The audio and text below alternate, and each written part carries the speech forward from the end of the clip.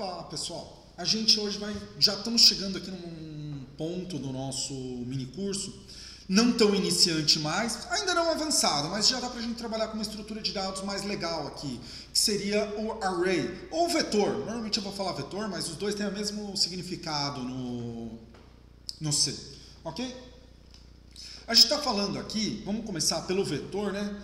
Como sendo uma forma que eu tenho, é uma estrutura que agrupa múltiplos elementos do mesmo tipo, acessíveis por índice. Então, o que isso quer dizer para a gente? Quando eu crio uma variável, eu reservo um espaço de memória lá no meu computador, certo? Eu viro e falo, ó, esse espaço de memória guardará um valor do tipo inteiro. Mas, às vezes, eu tenho a necessidade de criar uma coleção de variáveis que tem uma relação entre elas, tá? E uma coleção de variáveis do mesmo tipo. Por exemplo, eu sei que eu vou calcular a média de 5 números. Eu sei que esses 5 números devem ser inteiros. Então eu posso agrupar eles de uma maneira na minha memória, um do lado do outro, que de uma maneira contígua, né, dentro da memória. Que aí o meu computador, eu não preciso ficar passando para ele o nome de uma variável, 2 variáveis, 3 variáveis, 4 variáveis, 5 variáveis. Não, eu posso passar uma variável só, um nome só, na verdade, e ela agrupa aqueles múltiplos elementos do mesmo tipo nesse mesmo nome e gera um espacinho reservado para cada uma dessas variáveis, uma do lado da outra. E eu acesso elas por meio de um índice que eu coloco. Ok? Isso é um vetor no C. A gente está falando aqui de um vetor unidimensional, que ele vai ter uma dimensão só, então vai colocar de uma maneira linear. Eu vou conseguir, o índice que eu vou utilizar é uma contagem contínua, certo? E, por exemplo, para 5 variáveis não é tão difícil eu criar 5 variáveis, mas às vezes a gente vai trabalhar com 100 variáveis, com 1000 variáveis, 1 milhão de variáveis. Ter que digitar lá na mão 1 milhão de variáveis não é uma coisa tão simples, né? Aqui eu consigo reservar esse 1 milhão de espaços inteiros de uma vez só, um do lado do outro, que ainda vai me trazer um desempenho bacana para ficar navegando por elas e acessando, ok? Como funciona isso? Eu vou colocar o nome da minha variável e vou ter índices para esses espaços, né? Então eu declarei aqui o nome do meu vetor, na verdade. E eu vou reservar, ele vai ter uma cara bem de variável quando a gente for declarar, vocês vão ver. E eu vou reservar cada um desses espaços como se fosse uma variável independente. Cada um vai ser exatamente como uma variável. Então vamos supor que o meu vetor é do tipo inteiro, padrãozinho ali, 32 bits. Cada espacinho desse terá 32 bits, ok? E um está imediatamente após o outro, dentro, né, imediatamente ao lado, na verdade, do outro, dentro da memória do meu computador. Isso é uma coisa bacana, só que aí a gente tem uma coisa interessante. Reparem que a nossa variável começa no 0. Tá? Nosso vetor aqui, a primeira posição dele, o primeiro índice é 0. O que é esse índice aqui, pensando, né? Eu estou falando, a partir do nome da minha variável, do nome do meu vetor, eu quero que pule quantas casas? Quantos espaços de memória? Não, eu não quero que pule nenhum, pega o primeiro valor mesmo. Pula um valor. Então pega esse aqui. Pule 2 valores, vai pegar esse, tá? Então é basicamente isso que a gente está falando. Então o tamanho de um vetor vai ser de 0 até n menos 1, em questão do índice. Sendo n o tamanho do meu vetor. Então se eu tenho um vetor de tamanho n, o último valor que eu vou conseguir acessar é o n menos 1. Muito cuidado com isso, pessoal, porque assim, o C... ele é meio complicado, em alguns aspectos. Ele não é mãezona, não. Ele é mais o tio descolado. Ele deixa você fazer besteira. Então, se eu tentar acessar aqui o meu vetor na posição 5, ok? Ele vai deixar. Ele vai permitir. Sim. Se eu tentar ler, com certeza ele vai permitir. Se eu tentar gravar, pode ser que ele deixe ou pode ser que ele não deixe. Mas, normalmente, quando é um valor 5, ele vai deixar. Se eu tentar num vetor 5 posições, 8, aqui provavelmente eu já vou estar tentando gravar em um espaço de memória ocupado por outra coisa. Aí, por quê? Ele não controla se você está somente dentro do vetor, diferente de outras linguagens de programação. Então, se eu tentar acessar tanto para a esquerda quanto para a direita, ele vai permitir, só que ele vai ter um comportamento indefinido. Eu não sei exatamente o que vai acontecer. A gente pode testar e verificar algumas possibilidades, tá? Mas não tem nada garantido quando você extrapola o tamanho do seu vetor. Se você extrapola em só um, tende a ter um comportamento um pouco mais comportado. Extrapolou mais que um, mais que dois, costuma ficar assim. Normalmente ele bloqueia se é para gravar, se é para ler ele até deixa. Mas a gente vê o que pode acontecer, certo? Então são algumas características aí para a gente trabalhar com vetor no C. Aqui, né, a declaração mais comum que a gente tem para iniciar um vetor vai ser o tipo, por exemplo, o int, né? É igualzinho uma variável. Podem ver que é bem parecido. Aí o nome do nosso vetor. Tá. Diferença, eu coloco aqui entre colchetes o tamanho que eu quero que tenha esse vetor. No caso do slide anterior ali, 5, por exemplo. O C ele trabalha com tamanho fixo de vetor. Uma vez que eu criei um vetor de tamanho 5, ele terá 5, a menos que eu use alocação dinâmica, mas isso a gente vai ver bem mais para frente. Então, ele vai reservar essas 5 posições para essa minha variável aqui, para esse meu vetor. Então, vai reservar o espaço de 5 variáveis, na verdade, para esse meu vetor. Ok? Podem ver, o tipo de declaração é bem parecidinho com uma variável, com a diferença de que eu passo o tamanho do meu vetor. Isso indica todas essas variáveis agrupadas sob esse nome. Uma outra forma que eu posso declarar também, ao invés de eu colocar o número 2 aqui, se eu já passar os elementos para o meu vetor, ele já assume que é de tamanho 2.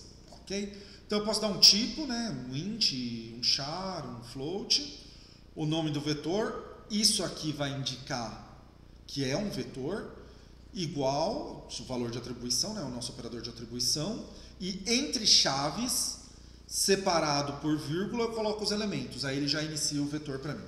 Ok? Mas vamos lá, agora que vimos o conceito, vamos para o online GDB, ver como que esse negócio funciona.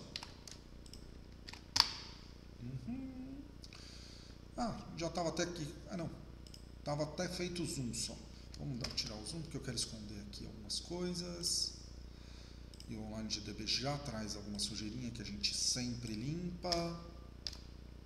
Aqui. Agora a gente dá zoom, agora que já tudo está escondido, né? Bacana. Vamos lá, vamos criar o nosso primeiro vetor aqui. Deixa eu só minimizar aqui o meu PowerPoint que fica me atrapalhando. Criamos o nosso primeiro vetor. Vai ser um int vetor pimba. Não vou colocar valor nenhum. Vou dar um tamanho 5 para reproduzir o que a gente fez no slide. E vamos atribuir um valor aqui para ele. Eu vou colocar no meu vetor, na posição 0, vou dar o valor de 1. Por que 1? Porque é o primeiro número que eu estou colocando. Ok? E a gente testa aí algumas coisas nele.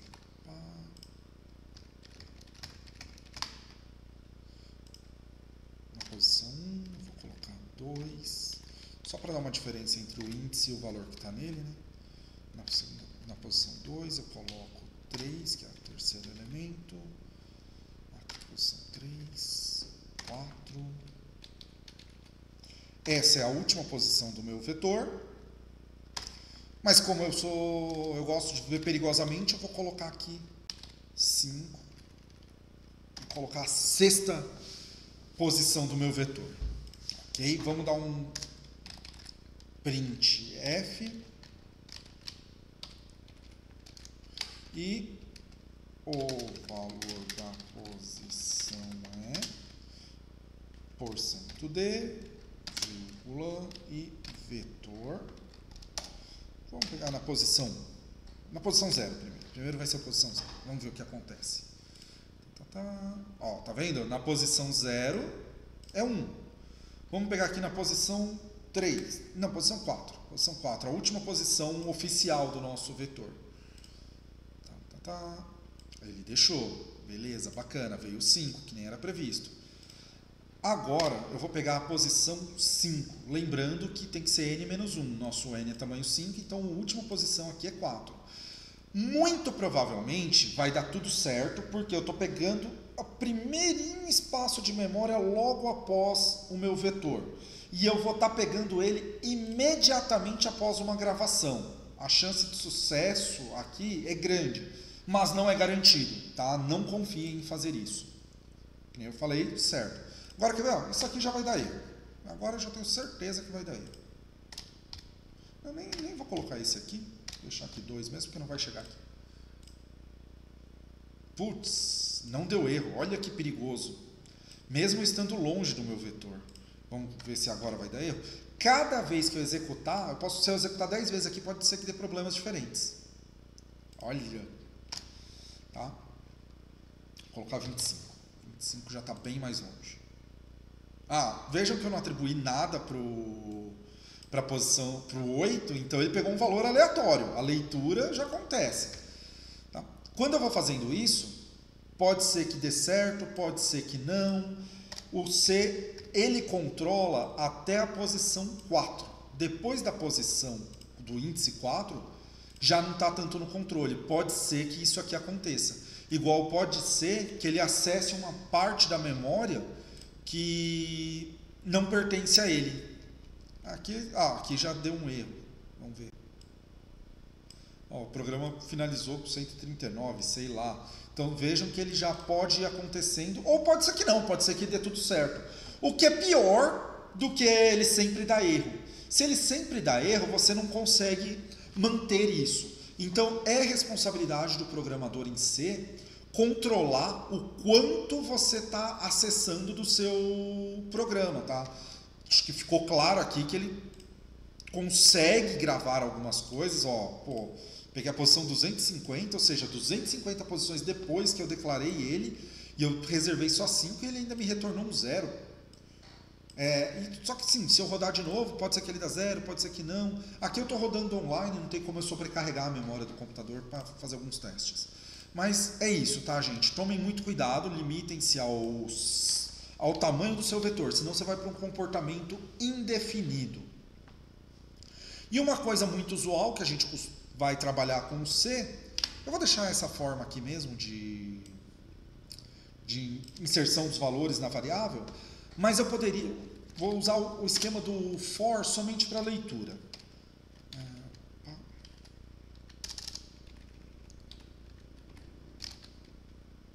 Então eu vou colocar aqui i igual a 0, ponto e vírgula, vou dar enquanto i for menor que o 5, tá? Lembrando aquele esquema, né? I menor que 5. 5 é menor que 5? Não, 5 é igual. Se eu coloco um menor ou igual aqui, eu já vou naquela zona meio perigosa do vetor 5. Se eu deixo só menor do que 5, beleza, eu dou uma garantia de que eu vou estar só no espaço controlado do meu vetor. Ok? E, ponto e vírgula, e mais. E agora, vou abrir o escopo dele aqui. Deixa eu esconder isso para a gente ter um acesso um pouco melhor de visualização. E vou dar um print f e aqui. O valor da posição é porcento de... Não, o valor da posição, fazer mais bonitinho, porcento de... Aí vou dar um vírgula da posição i, e aqui eu vou dar um vetor i. O que eu estou fazendo? Reparem, passei 2 variáveis decimais concatenadas com a minha string que eu vou printar no i. A primeira é o i e a segunda é o vetor na posição i. O que eu coloquei aqui, vamos colocar um múltiplo de 10, vai, para ficar bem mais diferentão. Então a gente vai ver, na posição 0 tem que aparecer 10, na posição 1 tem que aparecer 20 e assim até a posição 4 aparecer 50.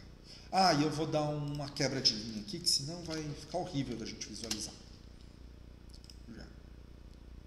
Faltou o quê? Function. Faltou ponto e vírgula em algum lugar? Não. Aqui. A minha variável i não está declarada. Vamos olhar o erro. Ah, verdade, eu estou tentando usar AI, mas eu tenho que declarar AI no meu for. Ele não declara automático. Lembram que no vídeo lá a gente falou sobre o escopo da variável, então como eu quero que ela fique só no escopo do for, ela não está vindo de fora, eu preciso declarar. Agora sim. Olha o resultado, 10 na posição 0, 20 na posição 1 e assim vai indo. Ok? Eu poderia, que nem aqui eu fiz, a inserção dos valores de uma maneira manual. Poderia fazer dentro de um for também, nada me impediria de fazer isso, ok? Então, isso é uma característica que a gente consegue trabalhar, uma coisa legal. Se eu uso um laço, eu tenho apenas um nome, que eu chamei aqui de vetor, e eu consigo manipulando ele pelo índice. E o índice eu posso, por exemplo, ir incrementando, que para trabalhar dentro de um for é muito mais fácil do que se eu precisasse digitar na unha, ok? Então, para vetor unidimensional, a gente vai segurar aqui, né, para um array unidimensional, e depois a gente vê alguns outros experimentos. Vou fazer mais testes nesse sentido quando a gente for falar de matriz, que seria um vetor bidimensional. Muito obrigado, até mais.